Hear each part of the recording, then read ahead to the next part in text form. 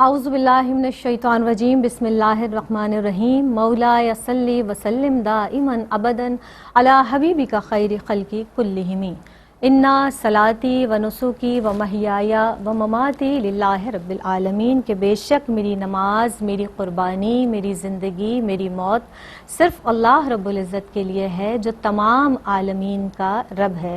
السلام علیکم ورحمۃ اللہ وبرکاتہ۔ پروگرام دین اور خواتین کے ساتھ حاضر خدمت ہیں۔ جناب، نماز چونکہ دینی تربیت کا ایک اہم حصہ ہے اور اسی لیے ہر امت پر فرض کی گئی ہے، اور تمام انبیاء علیہم السلام نے اپنی امتوں کو نماز کی تلقین فرمائی ہے۔ یہ جو پروگرام ہے دین اور خواتین بالخصوص ہماری بہنوں کے لیے ترتیب دیا گیا ہے، اور ARYQTV کی یہ ایک شعوری کوشش ہے، اور اس شعوری کوشش میں آج میں بھی آپ کے ساتھ ہوں، یعنی مجھے بھی اپنا حصہ کچھ پیش کرنے کی سعادت حاصل ہو رہی ہے۔ دین اور خواتین کا جو مقصد ہے بالخصوص خواتین کو دینی مسائل سے آگاہ کرنا ہے، اور اسی تناظر میں ہماری عالمات یہاں موجود ہوا کرتی ہیں جو ہمیں تعلیم فرماتی ہیں، دینی مسائل کے حوالے سے گفتگو فرماتی ہیں۔ گزشتہ کئی ایپیسوڈ سے جناب ہمارے اس پروگرام دین اور خواتین میں نماز کے تعلق سے گفتگو کی جا رہی ہے، یعنی جو نماز کی شرائط ہیں اس تعلق سے بھی مکمل اور جامع گفتگو کی گئی، نیت کے تعلق سے مکمل اور جامع گفتگو کی گئی۔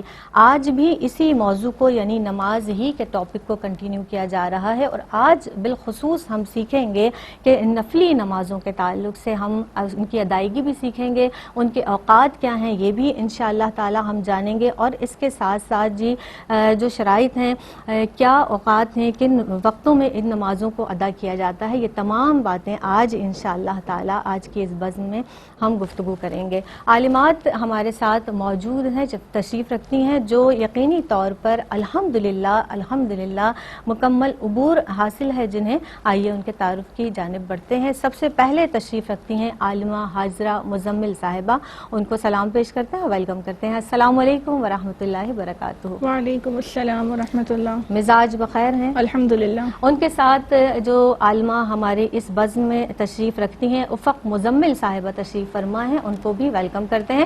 السلام علیکم ورحمۃ اللہ وبرکاتہ۔ وعلیکم السلام ورحمۃ اللہ وبرکاتہ۔ خوش رہیے، آباد رہیے۔ عالمہ، جیسا کہ ہم نے اپنے ناظرین کے بھی گوش گزار کیا کہ آج نماز کے تعلق میں ہم جو نفلی نمازیں ہیں ان کے حوالے سے گفتگو کریں گے، جانیں گے ان کی فرضیت۔ سب سے پہلے میں آپ سے یہ جاننا چاہتی ہوں کہ نماز تہجد کا طریقہ اور فضیلت آپ بیان فرما دیجیے۔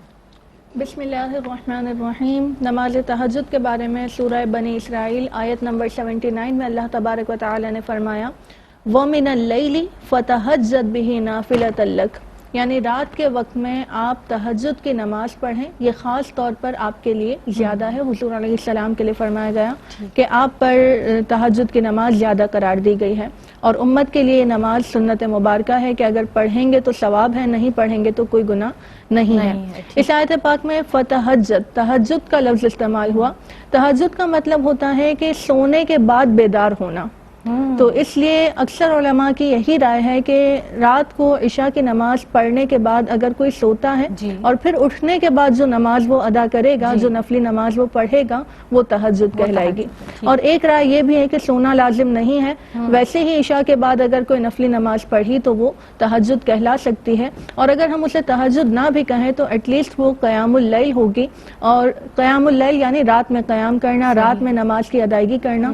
اور تہجد کی یا پھر قیام اللیل کی قرآن و حدیث میں بڑی فضیلتیں بیان ہوئی ہیں، جیسے اللہ پاک نے سورۃ الفرقان میں اپنے نیک بندوں کا، اپنے محبوب بندوں کا ذکر کرتے ہوئے فرمایا وَالَّذِينَ يَبِيتُونَ لِرَبِّهِمْ سُجَّدًا وَقِيَامًا، یعنی اللہ کے محبوب بندے وہ ہیں کہ جو اللہ کی عبادت میں سجدہ اور قیام کرتے ہوئے اپنی راتوں کو گزارتے ہیں۔ تو راتوں میں اللہ کی عبادت کرنا، سجود اور قیام کرنا، یہ اللہ کے نیک بندوں کی صفات ہیں۔ اسی طرح ایک حدیث پاک میں ہے کہ قیامت کے دن جو ہے وہ تمام لوگ ایک جگہ پر جمع ہوں گے، اور ایک پکارنے والا پکارے گا کہ وہ لوگ کہاں ہیں کہ جو لوگ اپنے بستروں سے اٹھ جایا کرتے تھے۔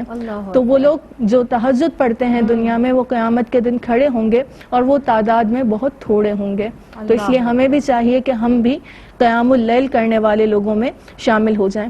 اسی طرح ایک حدیث پاک میں ہے کہ رات کے قیام کو اپنے اوپر لازم کر لو، کیونکہ یہ تم سے پہلے صالحین کا طریقہ رہ چکا ہے، یہ اللہ کی قربت کا ذریعہ ہے اور جسم سے بیماریوں کو دور کرتا ہے.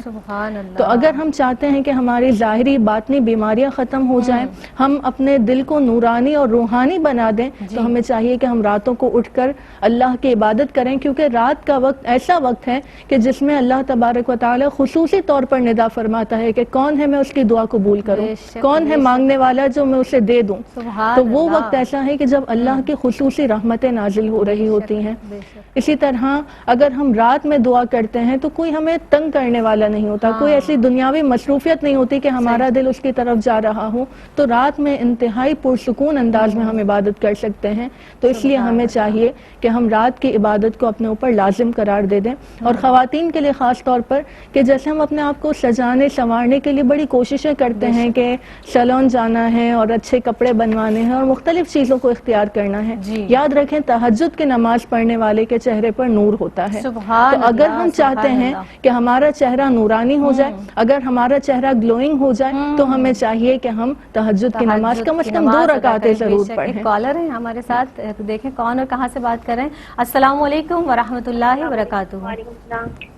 جی میں ماریہ بول رہی ہوں ملتان سے. جی ماریہ، خوش آمدید، فرمائیے. میرا پہلا سوال یہ ہے کہ جب میں نے پڑھا کہ جب ہم 4 فرض پڑھتے ہیں، جی، تیسری اور چوتھی رکعت میں کوئی سورت ملانے کی ضرورت نہیں ہوتی، کیا یہ طریقہ صحیح ہے؟ اچھا جی، جان لیتے ہیں، بالکل جان لیتے ہیں. جی، اور کوئی سوال ہے آپ کا؟ ہاں جی، اور دوسرا سوال یہ ہے کہ یہ ناپاک کپڑے کو پاک کرنے کا آسان طریقہ بتا دیجیے. ٹھیک ہے، ٹھیک ہے.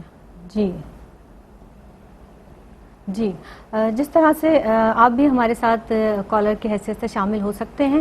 یہ ارشاد فرما دیجیے عالمہ کہ نماز اشراق کس وقت پڑھی جاتی ہے افق مزمل صاحبہ، اور اس کی فضیلت کے تعلق سے ہماری بہنوں کو کچھ بتائیے گا. اعوذ باللہ من الشیطان الرجیم، بسم اللہ الرحمن الرحیم. سب سے پہلے تو نفل نماز کی حیثیت کے حوالے سے کچھ عرض کرتی چلوں جی، کہ ہر کوئی چاہتا ہے کہ میرے پاس ہر موجودہ چیز کے علاوہ کچھ زیادتی ہو. ہر انسان زیادتی کو طلب کرتا ہے. ہمارے پاس 200 روپے ہوتے تو ہم 2000 چاہتے ہیں، 2000 ہوتے ہیں تو ہم 2 لاکھ چاہتے ہیں، 2 لاکھ ہوتے ہیں تو 2 کروڑ چاہتے ہیں. تو ہم دنیاوی اعتبار سے تو زیادتی کو طلب کرتے ہیں، مگر کیا معاملہ ہے کہ ہم دین کے اعتبار سے زیادتی کے طلبگار نظر نہیں آتے. تو یہ جو نفل نمازیں ہوتی ہیں یہ ہماری جو ہے وہ عبادتوں کو سنوارنے کا ذریعہ بنتی ہیں، اور یہ دنیا اور آخرت کو بھی سنوارنے کا ذریعہ بنتی ہیں. تو جو فرائض جہاں پر ادا کر رہے ہیں، جہاں پر واجبات کی ہم ترتیب بناتے ہیں، وہیں پر ہمیں چاہیے کہ ہم نفل کا بھی خاص طور پر اہتمام کریں، کیونکہ بروز قیامت جب ہمیں ہمارے کیے کا اجر مل رہا ہوگا اور جب نفل سامنے آئیں گے تو اس کا ایکسٹرا اجر ملے گا، تو اس کی خوشی دیدنی ہوگی. تو یہ جو اشراق کی نماز ہے یہ بھی نفل کے اندر شمار کی جاتی ہے، اور اس کا جو ابتدائی وقت ہے وہ یہ ہے کہ سورج کے طلوع ہونے کے بعد اس کا وقت شروع ہو جاتا ہے. اب طلوع ہونے سے مراد یہ ہے کہ سورج کی پہلی کرن نظر آنے کے بعد 20 منٹ تک آپ انتظار کریں، اور اس کے بعد اشراق کا وقت شروع ہو جائے گا. اس کی رکعات کے حوالے سے یہ ہے کہ کم سے کم 2 رکعت پڑھنی ہوں گی، اور زیادہ سے زیادہ کی کوئی حد نہیں ہوتی. البتہ یہ ضرور ہے کہ جتنی بھی رکعت پڑھ رہے ہیں 2 کر کے سلام پھیر کے پڑھیں، یعنی ہر 2 رکعت پر سلام پھیر لیں تو اس کی فضیلت مزید بڑھ جاتی ہے. اس نماز کے بارے میں ترمذی شریف کی حدیث مقدسہ ہے، نبی کریم علیہ الصلوۃ والتسلیم نے فرمایا من صلی الغداۃ فی جماعت، کہ جس نے صبح کی نماز جماعت سے ادا کی، ثم قعد، پھر وہ بیٹھا رہا، یذکر اللہ، یا بیٹھا کس حالت میں رہا کہ اللہ کا ذکر کرتا رہا، حتی تطلع الشمس، یہاں تک کہ سورج طلوع ہو گیا، اور پھر ثم صلی رکعتین، پھر اس نے 2 رکعتیں پڑھی. تو نبی کریم آگے فرماتے کانت لہو کا اجر حجۃ و عمرۃ، تو یہ نماز اس کے لیے حج اور عمرے کے برابر ہے. اور ایک حدیث کے اندر مزید آتا ہے کہ تامتن تامتن تامتن، کے مکمل حج اور مکمل عمرے کا ثواب جو ہے یہ 2 رکعتیں اس کو دلوائیں گی. تو اس کا خاص طور پر اہتمام کریں کہ آج کل کی مہنگائی کے دور میں شاید حج اور عمرے پر جانا ہر ایک کے بس کی بات نہیں، لیکن اس کی فضیلتوں کو حاصل کرنا تو ہمارے بس کی بات ہے. تو جو حدیث مقدسہ میں بیان آیا، بے شک آقا علیہ الصلوۃ والسلام کی زبان سے حق ہی ظاہر ہوتا ہے، تو اس کے مطابق عمل کریں تاکہ حج اور عمرے کا ثواب ہم حاصل کر سکیں. اللہ تعالی ہمیں توفیق عطا فرمائے. دین اور خواتین کا جو مقصد ہے یقینی طور پر خواتین کو دینی مسائل سے آگاہ کرنا، اور اس میں جو ہمارے اس پروگرام میں مستقل ہمارے اس بزم کا حصہ ہیں وہ ان کو بھی خوش آمدید کہتے ہیں. مفتی احسن نوید نیازی صاحب تشریف رکھتے ہیں. السلام علیکم ورحمۃ اللہ وبرکاتہ. وعلیکم السلام ورحمۃ اللہ وبرکاتہ. حضرت مزاج بخیر؟ الحمدللہ رب العالمین. جزاک اللہ خیر. حضرت جس طرح سے نماز تہجد کا طریقہ بیان کیا گیا اور نماز اشراق کے اوقات بھی بیان کیے گئے، کیا ارشاد فرمائیں گے آپ اس تعلق سے؟ بسم اللہ الرحمن الرحیم. صلی اللہ علیہ حبیبی محمد وعلی آلہ وصحبہ بارک وسلم. اللہ رب العالمین جل مجدہ کی عبادت کسی بھی جائز طریقے کے ساتھ ہو، ساری کی ساری سبحان اللہ خیر ہی خیر ہے، نور ہی نور ہے، برکت کا باعث ہے، دنیا و آخرت میں برکت کا اور عافیت کا باعث ہوتی ہے. اور بالخصوص وہ عبادت اگر نماز ہو، کہ نماز تو جو ہے فرض ہو یا نفل ہو دونوں کی اپنی ایک اہمیت ہے. فرائض تو ویسے ہی فرائض ہیں، ان کے پڑھے بغیر تو چارہ ہی نہیں، وہ تو بندے کی ڈیوٹی ہے. اصل جو نوافل آدمی پڑھتا ہے، ان نوافل کے ذریعے آدمی آپ یوں سمجھ لیں جیسے اوور ٹائم ہوتا ہے. تو فرائض تو ڈیوٹی ہیں، فرائض پر کوئی آدمی اکتفا کرتا ہے تو وہ تو اس کی ذمہ داری ہے، وہ اپنی ذمہ داری ادا کر رہا ہے. اصل جو وہ عبادت الہی کر رہا ہے خشوع اور خضوع کے ساتھ، اخلاص کے ساتھ، جو وہ یہ نوافل کی صورت میں اللہ کے حضور پیش ہو رہا ہے، تو یہ نوافل جو ہے ان نوافل کی بڑی اہمیت ہے. فرائض کی اہمیت تو اپنی جگہ مسلم ہے، اس کا تو نہ انکار کیا جا سکتا ہے، نہ اس میں کسی قسم کی تخفیف کا پہلو ہے. لیکن یہ جو نوافل ہیں، یہ نوافل بندے کو اللہ رب العالمین جل مجدہ کے قریب کرتے ہیں. سبحان اللہ. ذمہ داری سے ہٹ کے اضافی عبادت بندہ کر رہا ہے. اور یہ عبادات ایسی ہیں نوافل، جتنا بندہ پڑھے، جتنے پڑھے اتنے ہی خیر ہیں، جتنا گڑ ڈالیں گے اتنا میٹھا. شرعی تقاضوں کو ملحوظ رکھ کے نوافل پڑھے جائیں. اچھا، اور اگر قضا نمازیں بندے کے ذمے میں باقی ہوں تو بہتر یہ ہوتا ہے کہ قضا نمازیں بھی ادا کی جائیں اور نوافل بھی پڑھ لیے جائیں. اور اگر اتنا وقت نہ ہو تو قضا نمازیں پڑھ لیں، نوافل میں بہرحال رخصت ہے. لیکن یہ جو انداز ہے کہ بعض حضرات یہ جب کہہ دیا کرتے ہیں کہ جناب نوافل قبول ہی نہیں ہوتے جب تک فرض ذمے میں باقی ہوں، تو لہذا آپ نوافل نہ پڑھیں، فرض پڑھیں. تو اس انداز کی تھوڑی کو ہم زیادہ پسند نہیں کرتے، کیونکہ اس کی وجہ یہ ہے کہ لوگوں میں بہت زیادہ سستی ہے. تو جب ہم لوگوں کو یہ بات کہنے جاتے ہیں تو بعض اوقات ایسا ہوتا ہے کہ جو نفل وہ پڑھنے جا رہا ہے وہ نفل بھی چھوڑ دے گا، یہ کہے گا کہ جناب نفل قبول تو ہوں گے نہیں، فائدہ کیا ہوا. وہ نفل بھی چھوڑ دے گا اور فرض کی جو قضا ہے وہ ادا کر ہی نہیں رہا. تو آپ قضا کی ترغیب ضرور دلائیں، لیکن نوافل سے اگلوں کو روکے نہیں، نوافل کی مذمت نہ کریں. نوافل مقبوضات نوافل کے بارے میں تو فقہا نے باقاعدہ تصریح کر رکھی ہے، مثلا چاشت کے بارے میں، صلاۃ التسبیح کے بارے میں، تحیۃ الوضو کے بارے میں، تحیۃ المسجد کے بارے میں، جن کے بارے میں احادیث میں فضائل وارد ہوئے، ان نوافل کے لیے فقہا نے باقاعدہ تصریح کر رکھی ہے کہ قضا نمازیں ذمے میں ہونے کے باوجود اگر کوئی یہ نوافل پڑھتا ہے تو پڑھنا درست ہے، پڑھ سکتا ہے، نوافل کو چھوڑنا نہیں چاہیے. تو قضا نمازیں ادا کرنا ضروری ہے، اس کا انکار نہیں، لیکن نوافل بہرحال جو ہے وہ پڑھے جائے، نوافل سے بھی روکا نہ جائے. جزاک اللہ خیرن کثیرا. مفتی صاحب آپ ہمارے ساتھ ہوا کرتے ہیں اور اس تناظر میں بہت عمدہ گفتگو آپ نے ارشاد فرمائی ہے. اس وقت مجھے ایک وقفے پر جانا ہے جناب، حاضر ہوتے ہیں اس مختصر سے وقفے کے بعد. السلام علیکم ورحمۃ اللہ وبرکاتہ. دین اور خواتین میں ایک مرتبہ پھر آپ سب کا خیر مقدم ہے.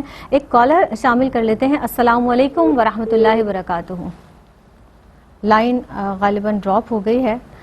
جی عالمہ، آپ یہ ارشاد فرمائیے گا کہ نماز چاشت کی کم سے کم اور زیادہ سے زیادہ کتنی رکعتیں ہیں؟ ہماری بہنوں کو اس حوالے سے ضرور رہنمائی فرمائیے گا، اور اس کا وقت کب سے کب تک ہے. ساتھ میں یہ بھی میں چاہوں گی کہ اس کی فضیلت کے تعلق سے بھی آپ کچھ کلام فرمائیے گا. بسم اللہ الرحمن الرحیم. سب سے پہلے چاشت کی رکعتوں کے حوالے سے کلام کر لیتے ہیں کہ کم از کم اس کی 2 رکعتیں ہیں. زیادہ سے زیادہ آپ جتنی پڑھنا چاہیں، 4، 8، 12، جو شخص جتنی رکعتیں ادا کرنا چاہے. جیسا کہ ابھی بیان ہوا کہ نفل نماز وہ نمازیں ہوتی ہیں کہ جو ہمیں اللہ کا قرب دلواتی ہیں، جو ہمیں مستجاب الدعوات بناتی ہیں. تو اس لیے ہمیں چاہیے کہ ہم جتنی ہمارے پاس وسعت ہے، جتنی ہمارے وقت میں، اتنے ہم نوافل ادا کریں. باقی اگر اس کے کے وقت کے حوالے سے دیکھیں تو جس وقت سورج خوب طلوع ہو جائے حتیٰ کہ اس پر نگاہ جمانا ممکن نہ ہو، جب خوب بلند ہو جائے تو تب سے اس کا وقت شروع ہوتا ہے، اور اس کا آخر وقت زوال سے پہلے پہلے تک ہے، یعنی جب دوپہر میں مکروہ وقت ہوتا ہے ظہر سے پہلے والا، اس مکروہ وقت کے شروع ہونے سے پہلے تک چاشت کا وقت رہتا ہے، تو اس پورے وقت میں ہم جب چاہیں ادا کر سکتے ہیں۔ آپ صبح جلدی بھی پڑھ سکتے ہیں، تھوڑا ڈیلے کر کے پڑھیں، لیکن مکروہ وقت سے پہلے پہلے ہونا چاہیے۔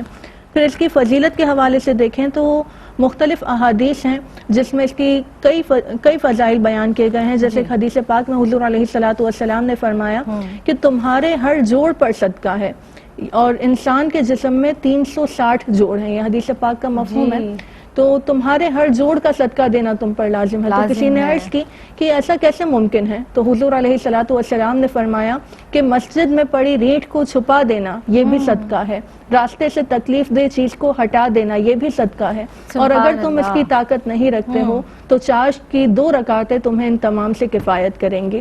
یعنی اگر ہم صبح کے وقت 2 رکعتیں ادا کر لیتے ہیں تو اس کا مطلب ہم نے اپنے جسم کا صدقہ ادا کر دیا۔ آپ کی اجازت ہو تو ایک کال لے لیں، کالر ہے ہمارے ساتھ۔ السلام علیکم ورحمۃ اللہ وبرکاتہ۔ السلام، کیسی ہیں آپ؟ الحمدللہ رب العالمین علی کل حال، جزاک اللہ خیر۔ کیا سوال ہے آپ کا؟ جی میرا کوشچن یہ ہے کہ صلاۃ التسبیح جو ہے وہ جماعت کے ساتھ پڑھ سکتے ہیں کہ نہیں؟ کیونکہ نفل نماز کی تو سنا ہے کہ جماعت نہیں ہوتی، تو یہ نفل نماز ہی ہے، تو اس میں مرد بھی پڑھتے ہیں اور جو عورتیں بھی پڑھتی ہیں۔ ٹھیک ہے ٹھیک ہے۔ مزید ایک کالر ہے ہمارے ساتھ۔ السلام علیکم ورحمۃ اللہ وبرکاتہ۔ السلام علیکم۔ ہیلو، السلام علیکم۔ وعلیکم السلام۔ کون بہن کہاں سے بات کر رہی ہیں؟ جی میں عشرت بات کر رہی ہوں اقبال سے۔ جی عشرت صاحبہ، کیا سوال ہے آپ کا؟ میرا سوال یہ ہے کہ جو قضا نمازیں ہماری ہم پڑھنا چاہتے ہیں دوبارہ سے، جیسے تعمری کرنا چاہتے ہیں اس کی، تو ابھی جیسے فجر کی نماز ہے یا ظہر کی نماز ہے، تو اس طرح سے یہ پوری نمازیں پڑھنی ہوتی ہیں یا صرف فرض پڑھنے ہوتے ہیں قضا نمازوں کی؟ ٹھیک ہے، بالکل بالکل ہم جان لیتے ہیں، عالمات ہمارے ساتھ موجود ہیں۔ مفتی صاحب، میں آپ کو بھی انشاءاللہ تعالی اس جواب میں شامل کروں گی، لیکن عالمہ آپ اپنا جواب مکمل کیجیے گا۔ جی تو میں نماز چاشت کے فضائل بیان کر رہی تھی، تو ایک حدیث پاک میں ہے کہ جو اپنے گھر سے کسی فرض نماز کے لیے نکلتا ہے تو اس کا ثواب حج کرنے والے کے برابر ہے، اور جو نماز چاشت کے لیے نکلتا ہے اس کا ثواب عمرہ کرنے والے کے لیے برابر ہے۔ اسی طرح ایک حدیث پاک میں ہے کہ جنت میں ایک دروازہ ہے، یہ طبرانی شریف کی حدیث پاک ہے کہ جنت میں ایک دروازہ ہے جس کا نام ہے دحا، اور جب قیامت کا دن آئے گا تو ایک پکارنے والا پکارے گا کہ کہاں ہے وہ لوگ جو نماز چاشت ادا کیا کرتے تھے، یہ دروازہ تم لوگوں کے لیے ہے۔ تو نماز چاشت ادا کرنے والے جنت کے اس خصوصی دروازے سے داخل جنت ہوں گے۔ اور ایک بہت ہی پیاری حدیث پاک کہ اللہ تبارک و تعالی فرماتا ہے، حدیث قدسی ہے یہ، کہ اللہ تبارک و تعالی فرماتا ہے کہ اے ابن آدم، تو شروع دن میں 4 رکعتیں ادا کر لے، میں سارا دن تیری کفایت کروں گا۔ سبحان اللہ۔ تو اگر ہم صبح کے وقت اپنا یہ روٹین بنا لیں کہ ہمیں صبح کچھ نہ کچھ اس طرح نوافل ادا کرنے ہیں، تو ہمارا پورا دن انتہائی پرسکون انداز سے گزر سکتا ہے، ہمارے اوپر آنے والی مشکلات ان نوافل کی برکت سے ٹل سکتی ہیں۔ تو اس لیے ہمیں لازمی صبح کے وقت کچھ نہ کچھ اللہ کی عبادت کے لیے بھی وقت نکالنا چاہیے۔ اللہ تبارک و تعالی عمل کی توفیق دیں۔ آمین، اللہم آمین۔ عالمہ یہ ارشاد فرمائیے گا آپ کے نماز اوابین کی کتنی رکعتیں ہیں، اور اس کے ساتھ ساتھ میں یہ بھی آپ سے پوچھنا چاہوں گی کہ یہ کس وقت پڑھی جاتی ہے؟ ہماری بہنوں کو اس کی فضیلت کے تعلق سے بھی آپ کچھ کلام فرمائیے گا۔ بسم اللہ الرحمن الرحیم۔ اولاً تو میں ایک چیز عرض کرتی چلوں کہ یہ جو ہماری نمازیں جن کے بارے میں اشراق اور چاشت کے بارے میں ذکر کیا گیا، تو اس میں آسان اصول یہ یاد رکھ لیں کہ ان دونوں کا ابتدائی وقت مختلف ہے لیکن انتہائی وقت ایک ہی ہے۔ تو ابتدائی وقت آپ کو بتا دیا تھا کہ چاشت کے لیے جو ہے وہ جب نگاہ نہ جم سکے سورج پہ وہ، اور اشراق کا وقت اس سے پہلے ہوتا ہے طلوع آفتاب کے بعد، اور آخر وقت دونوں کا ایک ہی ہوتا ہے، وہ ہے زوال سے پہلے پہلے، آخر وقت دونوں کا ایک ہی ہے۔ اور اوابین کی جو نماز کے حوالے سے آپ نے سوال کیا، تو یہ مغرب کے بعد یہ 6 رکعات پڑھی جاتی ہے، یہ بھی نفل نماز میں شمار ہوتی ہے، اور اس نماز کی بھی بے شک فضیلت ہی فضیلت ہے، اللہ کی عبادت کی جائے اور اجر نہ ملے ایسا ممکن نہیں۔ یہ تو سرکار علیہ الصلوۃ والسلام نے ہمارے بخشوانے کے لیے ایسی ایسی چیزیں ہمیں بتا دی کہ اگر انسان بڑے عمل نہ کر سکے تو ان چھوٹے چھوٹے عمل کے ذریعے اپنی آخرت کو بھی، اپنی عاقبت کو سنوار سکتا ہے۔ تو مغرب کے بعد جو ہے وہ 6 رکعت کا اہتمام کیا جائے، ان کو صلاۃ الاوابین کہا جاتا ہے۔ اس کے اندر یہ طریقہ ہے کہ 3 فرض اور 2 سنت پڑھنے کے بعد جو مغرب کے 2 نوافل پڑھے جاتے ہیں اس کے بعد 4 مزید ایڈ کر لیں، تو یہ سارے مل کر 6 ہو جائیں گے، یعنی 3 فرض اور 2 سنت کو الگ کر دیا، 2 نفل تو ویسے بھی سب پڑھتے ہیں مغرب میں 7 رکعتوں کے اعتبار سے، اور اس کے بعد 4 مزید اگر پڑھ لیے جائیں تو یہ اس کے ساتھ مل جائیں گے اور یہ 6 رکعت اوابین کے شمار ہو جائیں گے۔ اچھا، یعنی الگ سے 6 پڑھنے کی حاجت نہیں ہے، 4 آخر میں ملا لیے تو یہ شامل ہو جائیں گے۔ ہاں یہ ضرور ہے کہ اگر کوئی 6 سے زیادہ پڑھنا چاہتا ہے، کوئی 12 پڑھنا چاہتا ہے، کوئی 20 پڑھنا چاہتا ہے تو نور علی نور ہے، اس طرح پڑھ لیا جائے، بالکل اجازت ہے۔ اور جہاں تک اس کی فضائل کے حوالے سے تو ترمذی شریف کی احادیث مقدسہ ہمیں سے ملتی ہیں، پیارے آقا علیہ الصلوۃ والسلام نے ارشاد فرمایا کہ جس نے مغرب کے بعد 6 رکعات ادا کی تو اللہ رب العزت اس کے تمام گناہوں کو معاف فرما دے گا، چاہے وہ سمندر کی جھاگ کے برابر ہوں۔ یعنی اس انسان کے جتنے بھی گناہ صغیرہ ہیں اللہ عز و جل ان گناہوں کو ان 6 رکعات کی برکت سے معاف فرما دے گا۔ ایک اور حدیث ہے کہ پیارے آقا علیہ الصلوۃ والسلام نے فرمایا کہ جس نے مغرب کے بعد 6 رکعات ادا کی تو اللہ عز و جل اسے 12 سال کی عبادت کا ثواب عطا فرمائے گا۔ آپ یہ دیکھیں کہ عمل ایک طرف ہے 6 رکعات پڑھنا اور ایک طرف ہے 12 سال کی عبادت کا ثواب عطا کیا جائے گا۔ اور ایک اور حدیث میں آتا ہے کہ جس نے مغرب کے بعد 20 رکعات ادا کی، یعنی وہ فضیلت والی صورت ہے کہ 6 رکعت سے کچھ آگے بڑھ گیا، اللہ تعالیٰ کی محبت میں، اللہ تعالیٰ کے عشق میں کچھ آگے بڑھ کے جب نماز چھوڑنے کا دل نہ کرے اور انسان پڑھتا چلا جائے حتیٰ کہ 20 رکعات تک پہنچ گیا تو اس کے لیے جنت میں ایک گھر کی بشارت ہے۔ پیارے آقا نے اس کے لیے فرمایا کہ جنت میں اس کے لیے گھر بنایا جائے گا۔ اللہ عز و جل ہم سب کو توفیق دے کہ ہم فرائض اور واجبات کی پابندی کے ساتھ بالخصوص ان نوافل کا بھی اہتمام کریں۔ اللہم آمین۔ ایک کالر شامل کرتے ہیں۔ السلام علیکم ورحمۃ اللہ وبرکاتہ۔ جی کون بہن کہاں سے بات کر رہی ہیں؟ السلام علیکم۔ وعلیکم السلام جی، میں مری سے بات کر رہی ہوں۔ خوش آمدید کہتے ہیں آپ کو، فرمائیے کیا سوال ہے آپ کا؟ جی میرا پہلا سوال ہے کہ مطلب جو بندہ تہجد پڑھتا ہے، روز نہ پڑھ سکے کبھی کبھی پڑھے تو کیا اس کا بھی ثواب ملتا ہے؟ جی بالکل جان لیتے ہیں، بالکل۔ اور اس کے علاوہ کوئی اور سوال؟ دوسرا سوال یہ ہے کہ مطلب ایک بندہ ہے، اس نے پہلے والی زندگی جو ہے وہ غفلت میں گزاری ہے، گناہوں میں گزاری ہے، لیکن بعد میں نیک عمل کر رہا ہوں لیکن لوگ اس کا مذاق بنا رہے ہوں تو اس کا کیا حکم ہوگا کہ وہ کیا کریں؟ اللہ اکبر، بالکل ہم جان لیتے ہیں، عالمات ہمارے ساتھ ہیں۔ جی ایک کالر اور شامل کر لیتے ہیں۔ السلام علیکم ورحمۃ اللہ۔ السلام علیکم۔ جی غالباً لائن ڈراپ ہو گئی ہے، ٹھیک ہے۔ مفتی احسن نوید نیازی صاحب تشریف رکھتے ہیں۔ مفتی صاحب جس طرح سے عالمات نے ہمیں بہت خوبصورت انداز سے نماز چاشت کے حوالے سے بھی رہنمائی ہماری فرمائی ہے، نماز اوابین کے تعلق سے بھی رہنمائی فرمائی، میں چاہوں گی اس پر آپ بھی کچھ کلام فرمائیے۔ نماز اوابین کے حوالے سے یہ ہے کہ نماز اوابین باقی تو ساری تفصیلات بیان ہو گئی ہیں، بس ایک بات یہ ہے کہ اگر وہ ایک ہی سلام کے ساتھ پڑھنا چاہیں تو ایک ہی سلام کے ساتھ بھی پڑھی جا سکتی ہیں۔ یعنی اگر 6 رکعتیں کوئی اس طرح پڑھنا چاہتا ہے کہ 2 رکعت 4 رکعت 6 رکعت ملا کر پڑھی، سلام نہیں پھیرا، 2 رکعتوں کے بعد بیٹھ گئے، یوم یقوم الحساب تک پڑھ لیا لیکن سلام نہیں پھیرا، کھڑے ہو گئے تکبیر کہہ کے، آگے اسی طرح 4تھی رکعت پہ جب بیٹھے التحیات مکمل کی، یوم یقوم الحساب تک پڑھا، اس کے بعد پھر کھڑے ہو گئے، اللہ اکبر کہا، سلام نہیں پھیرا، آخر میں سلام پھیر لیا۔ یعنی الگ الگ 2 رکعتیں کر کے بھی پڑھ سکتے ہیں کہ 2 رکعتوں کے بعد سلام پھیر دے، اور 6 رکعتیں اکٹھی بھی پڑھی جا سکتی ہیں کہ 6 رکعتوں پہ اکٹھا سلام پھیر دے۔ اور یوں بھی کیا جا سکتا ہے کہ اگر کوئی بندہ کم تعداد میں پڑھنا چاہے تو جو سنتیں ہیں ان سنتوں کو کاؤنٹ کر کے بھی مشائخ جو ہے وہ اوابین کے بارے میں کہتے ہیں کہ مغرب کے بعد 2 سنتیں 2 اور 4 نفل جو ہے یہ ملا کے پڑھ لیے جائیں، اکٹھا ہی سلام جو ہے وہ 6 رکعتیں ہوئیں، یعنی آپ نے 2 سنتیں پڑھی جو سنتیں مؤکدہ تھیں، پھر اس کے بعد جو ساتھ آگے 4 رکعتیں اور ملائیں آپ نے اس کے ساتھ لاحق کی، یہ 4 اوابین کی ہو گئی اور 2 جو ہے وہ سنت ہو گئی، کل ملا کے اس طرح اوابین جو ہے وہ آپ کی ادا ہو جائے گی۔ یعنی 2 رکعتیں بھی پڑھی جا سکتی ہیں، زیادہ بھی پڑھی جا سکتی ہیں، ہر 2 کے بعد سلام بھی پھیرا جا سکتا ہے اور اکٹھا بھی آخر میں سلام پھیرا جا سکتا ہے۔ ٹھیک ہے۔ اور چاشت کے حوالے سے؟ چاشت کے حوالے سے بھی ایسے ہی ہے، وہاں پر بھی جو ہے وہ اکٹھی اس طرح ادا کی جا سکتی ہیں ایک سلام کے ساتھ بھی، لیکن بہتر یہ ہے کہ 2 رکعت پہ سلام پھیر لیا جائے اگر جو ہے وہ 2 سے زائد پڑھنی ہے تو، ورنہ کم از کم 2 جو ہے، زیادہ زیادہ 12 ہے، کم از کم 2 ہے، 2 اگر پڑھنی ہے تو 2 رکعت کے بعد جو ہے وہ سلام پھیر دیا جائے۔ یہ ہے کہ اشراق اور چاشت کی نماز کے اندر جو قرات وغیرہ ہے وہ قرات سری ہوگی، جہری قرات نہیں ہوگی۔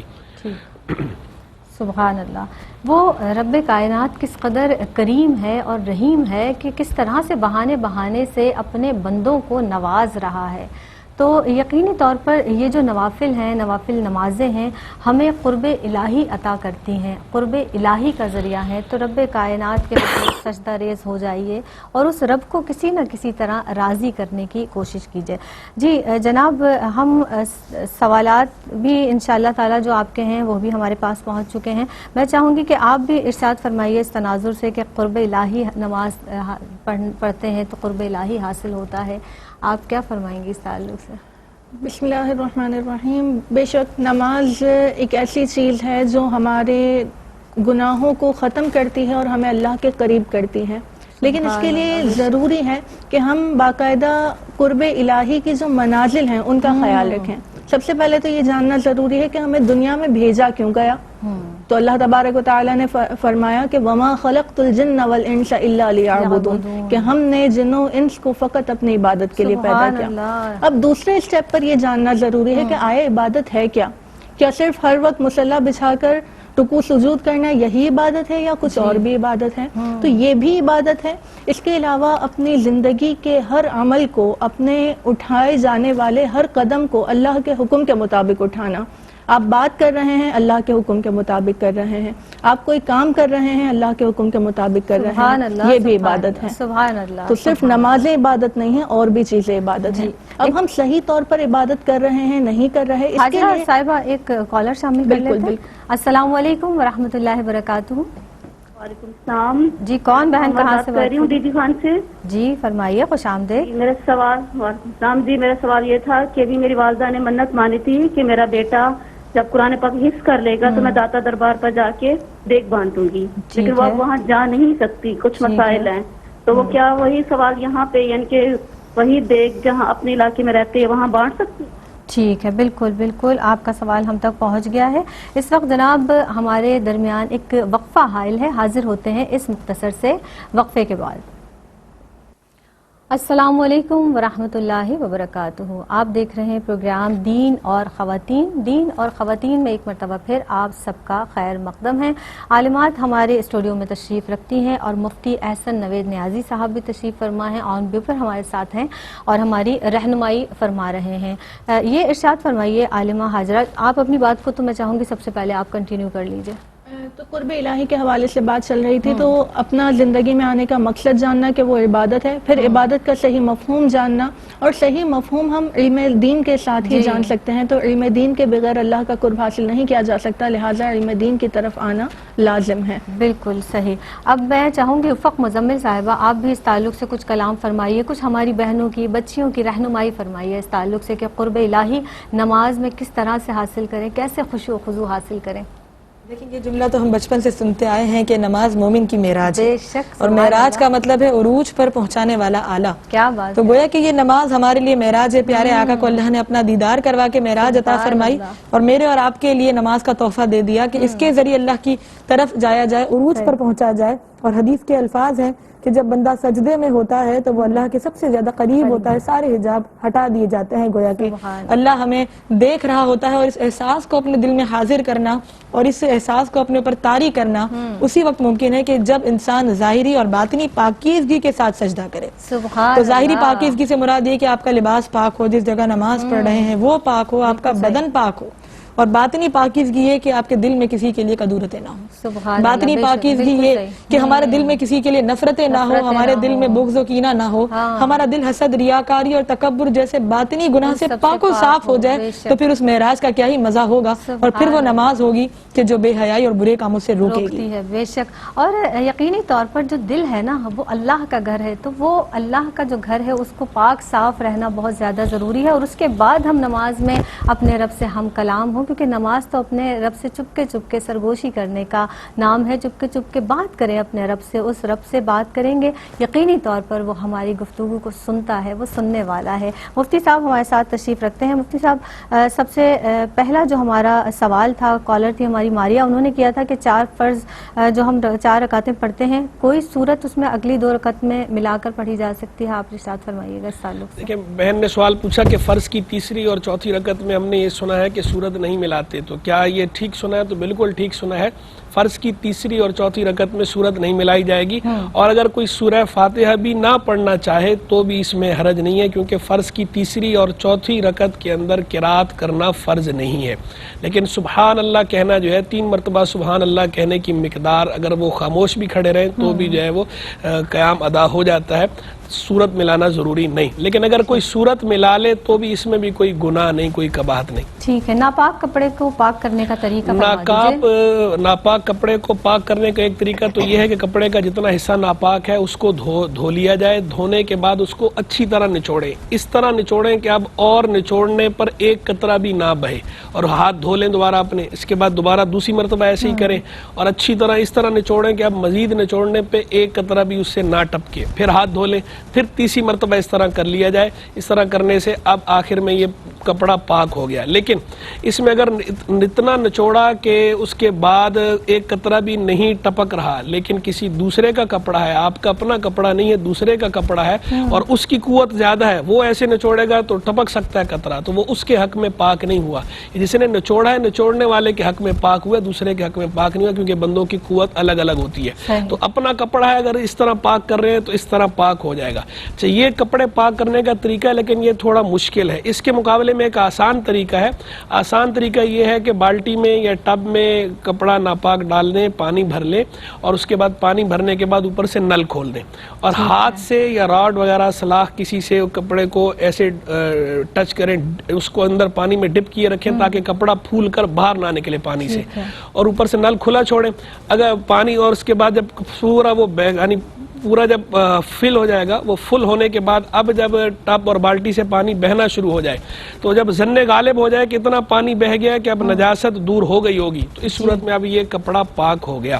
یہ کپڑا پاک کرنے کا جو ہے وہ آسان طریقہ ہے. لیکن اس صورت میں یہ مد نظر رکھنا ضروری ہے کہ نجاست کا اثر, رنگ بو ذائقہ وغیرہ زائل ہو گئے ہوں.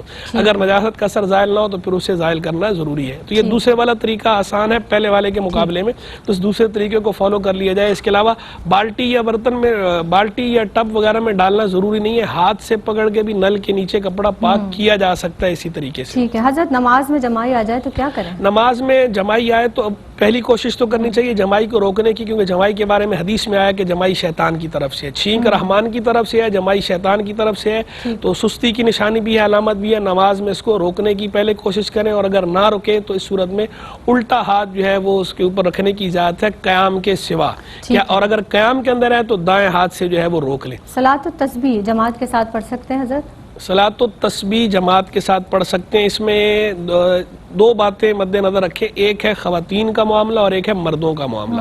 خواتین کو تو چونکہ جماعت کی ممانعت ہے, خواتین تو فرض جماعت کے ساتھ نہیں پڑھ سکتی, چاہے جائے کہ نوافل کی جماعت کا اہتمام کرنا, تو خواتین کو تو الاؤ نہیں ہے, اجازت نہیں ہے اس طرح صلاۃ التسبیح کی جماعت قائم کرنے کی.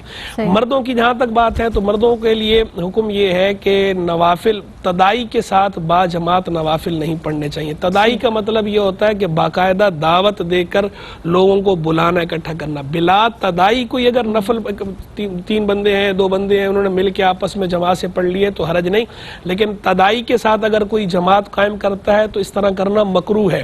لیکن اگر کوئی اس طرح کرتا ہے تو یہ مکروہ کون سا ہے؟ یہ مکروہ تحریمی نہیں ہے, مکروہ تنزیہی ہے, یعنی خلاف اولا ہے.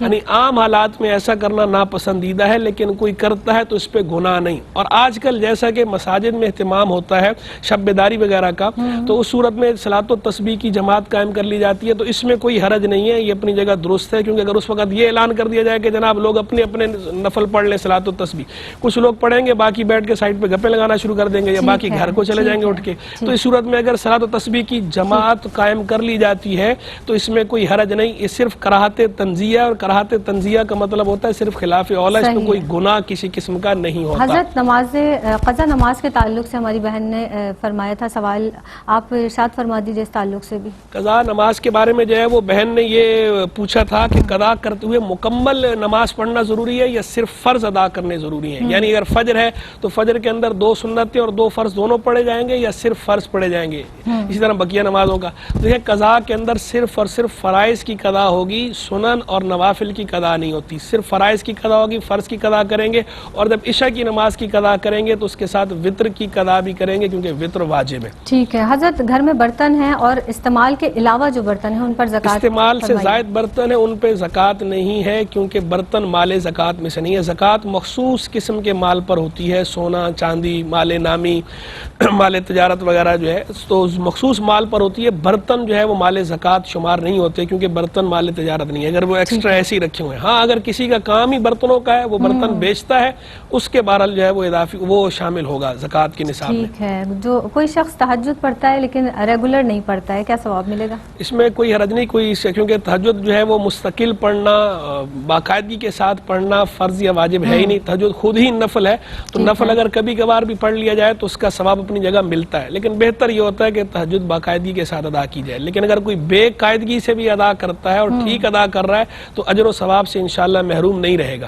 ٹھیک ہے، والدہ نے منت مانگی تھی حضرت داتا دربار پر دیگ چڑھائی جائے گی، اب وہ وہاں نہیں جا سکتی ہیں، تقسیم کر سکتی ہیں اب جہاں بھی وہ رہتی ہیں؟ وہ جہاں بھی کرنا چاہیں کر سکتی ہیں، حرج نہیں۔ ٹھیک ہے ٹھیک ہے۔ اب ایک سوال ہماری بہن نے یہ بھی پوچھا تھا کہ پہلے زندگی انہوں نے کچھ اس طرح گزاری ہے، اب درست ہو گئی ہیں، اب اللہ کی بارگاہ میں توبہ بھی کر لی ہے، لوگ مذاق اڑاتے ہیں، حضرت کیا فرمائیں؟ لوگوں کو بالکل جو ہے وہ مذاق اس طرح نہیں اڑانا چاہیے۔ ہمارے ہاں بہت بری عادت ہے لوگوں کی کہ بعض لوگ اس طرح کے مواقع پر جو ہے وہ بڑے پھپتیاں کستے ہیں اور 900 چوہے کھا کے بلی حج کو چلی، اس طرح کے جو ہے وہ محاورے بھی باقاعدہ وضع کر لیے گئے، اور کہا جاتا ہے نہیں کہنا چاہیے۔ جب اگلے نے توبہ کر لی، اب اس کو گلٹی فیل کیا، اس نے اپنی سابقہ زندگی پہ گناہوں پہ اللہ کے ساتھ اپنا تعلق جوڑ لیا، تو التائب من الذنب کمن لا ذنب لہ، روایت میں ہے کہ جس نے گناہ سے توبہ کر لی وہ ایسا ہے جیسے اس نے گناہ کیا ہی نہیں۔ تو اب اسے اس کی جو سابقہ زندگی ہے اس پر آر دلانا، اس پہ شرم دلانا یہ جائز نہیں ہے۔ ویسے بھی مسلمان کے حقوق میں سے ہے کہ مسلمان کے ساتھ حسن سلوک کا مظاہرہ کرنا چاہیے۔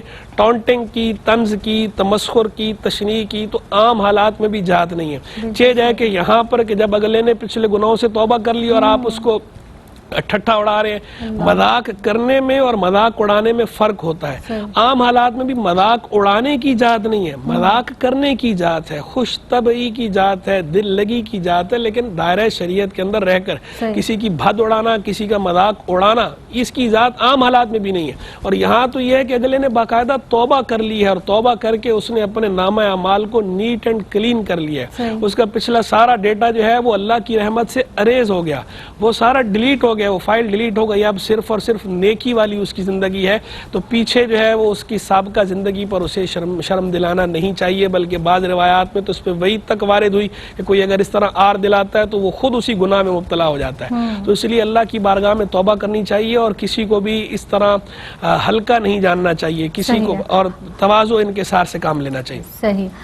حضرت ایک سوال اور بھی ہماری بہن نے کیا تھا، یہ ارشاد فرما دیجئے کہ کوئی شخص رات کو 2 بجے تہجد پڑھتا ہے پھر سو جاتا ہے، کیا فرمائیں گے؟ سو سکتے ہیں، کوئی حرج نہیں ہے۔ تہجد ادا کرنے کے بعد اب فجر تک مستقل جاگنا ضروری نہیں ہے، سونے کی بھی اجازت ہے اگر کوئی سو جاتا ہے، جبکہ اطمینان ہو کہ واقعی فجر میں آنکھ کھل جائے گی تو سو سکتے ہیں، حرج نہیں۔ اور اگر یہ ڈر ہو اتنی دیر ہو گئی اور یہ ڈر ہے کہ فجر قریب ہے، سوؤں گا تو فجر میں آنکھ نہیں کھلے گی، فجر کی نماز نکل جائے گی، تو اب سونے کی اجازت نہیں ہے۔ جزاک اللہ مفتی صاحب، آپ کی آمد کا بہت بہت شکریہ۔ عالمات آپ دونوں تشریف فرما ہیں ہمارے اسٹوڈیو میں، بہت ہی عمدگی سے آپ نے سوالات کے جواب دیے، یقینی طور پر ہماری بہنوں کو بہت زیادہ معلومات میں اضافہ بھی ہوا ہوگا، اور آپ کی گفتگو سے ہم بھی بہت مستفید ہوئے، ہماری بہنیں، بچیاں جو اس پروگرام کو دیکھ رہی ہیں وہ بھی بہت مستفید ہوں گی اس گفتگو سے۔ انشاءاللہ تعالی زندگی بخیر آئندہ پروگرام میں حاضر ہوں گے، تب تک کے لیے فی امان اللہ۔